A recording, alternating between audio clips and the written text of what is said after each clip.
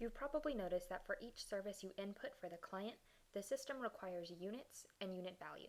And the default for units and unit value is always 1 and $0. The units field is asking how many instances of that service did the client receive on that specific date.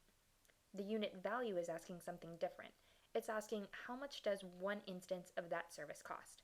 Let's go through some examples that demonstrate the difference between units and unit value. Let's say that I provide my client rental assistance. I'll leave units as 1 because I handed my client one check, and the unit value for that check is $750. Let's do another example.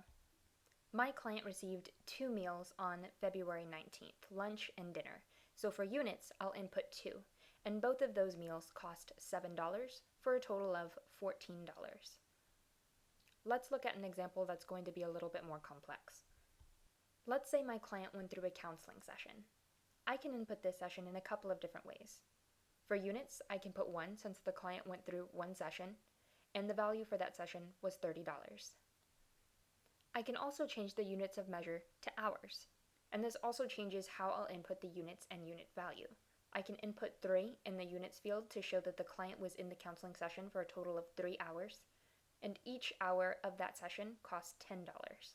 You're going to find a lot of services in the system that can be set up multiple ways.